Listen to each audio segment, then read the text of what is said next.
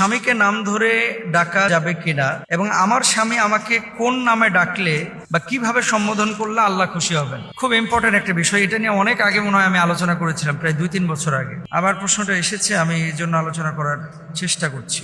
দেখেন, আমাদের বাংলাদেশে একটা বিষয় প্রচলিত আছে যে স্বামীর নাম কখনো মুখে নিতে হয় না। স্বামীর নাম যদি কেউ মুখে নেয় তাহলে মারাত্মক বেয়াদবি এবং আল্লাহ তার উপর নারাজ হয়, এর জন্য জাহান্নাম অবধারিত।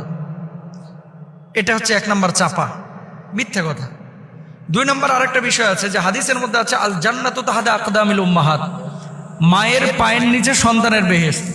এটারে নিয়ে যে ফিটিং করছে বউয়ের পায়ের নিচে, স্বামীর পায়ের নিচে বউয়ের বেহেশত, মানে হাদিস বললো যে মায়ের পায়ের নিচে সন্তানের বেহেশত, এটারে নিয়ে এসে ফিটিং করছে স্বামীর পায়ের নিচে স্ত্রীর বেহেশত। জাল হাদিস, মিথ্যা কথা, কোনো ভিত্তি নাই এটার। হ্যাঁ, একটা জায়গা আছে, স্বামীর সন্তুষ্টি এটা জরুরি।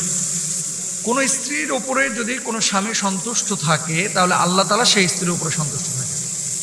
কোন স্ত্রী যদি স্বামীকে ভালো বলে স্বীকৃতি দেয়, আল্লাহ তাআলাও সেই স্বামীকে ভালো বলে স্বীকৃতি দেন, যদি তার ভিতরে ঈমান থাকে। এবার আসেন, নাম ধরে কেউ স্বামীকে ডাকতে পারবে কিনা।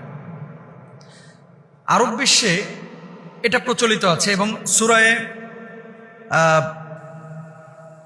ইব্রাহিম আলাইহিস সালাতু ওয়াস সালামকে, যে তার স্ত্রী যখন ইসমাইল আলাইহিস সালাতু ওয়াস সালামকে এবং হাজরা আলাইহিস সালাতু ওয়াস সালামকে যখন তিনি কাবার এই প্রান্তরে সাফা মারওয়ার এখানে রেখে চলে যাচ্ছিলেন, তখন ইয়া ইব্রাহিম বলে তিনি সম্বোধন করেছিলেন যে হে ইব্রাহিম, তুমি আমাদেরকে এমন উপত্যকায় যেখানে জনমানব নাই, এই জনমানবহীন এরকম একটা উপত্যকায় তুমি আমাদেরকে রেখে চলে যাচ্ছ। তার মানে হাজরা আলাইহিস সালাতু ওয়াস সালাম ইব্রাহিম আলাইহিস সালাতু ওয়াস সালামকে ইয়া ইব্রাহিম বলে মানে সম্বোধন করেছিলেন। এটা জায়েজ ছিল। রাসূল আকরাম সাল্লাল্লাহু আলাইহি ওয়াসাল্লামকে স্ত্রীরা নাম ধরে ডাকতেন না, কিন্তু আরব বিশ্বের সমস্ত বাসাবাড়িতেই স্ত্রীরা স্বামীদেরকে নাম ধরে ডাকেন, সাহাবীদেরকেও নাম ধরে ডেকেছেন।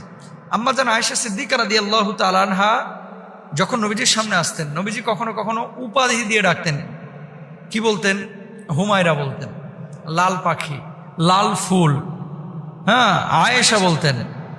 তারপরে এই ধরনের সম্বোধন দিয়ে আল্লাহ রাসূল সাল্লাল্লাহু আলাইহি ওয়াসাল্লাম আম্মা জান আয়েশা সিদ্দিকা রাদিয়াল্লাহু তাআলা আনহাকে ডাকতেন। এবং বাপ এবং মায়ের নামের সাথে অনেকে আপনার নিসবত করে ডাকেন, আবু মুহাম্মদ, আবু আহমদ, তাই না, আহমদের পিতা।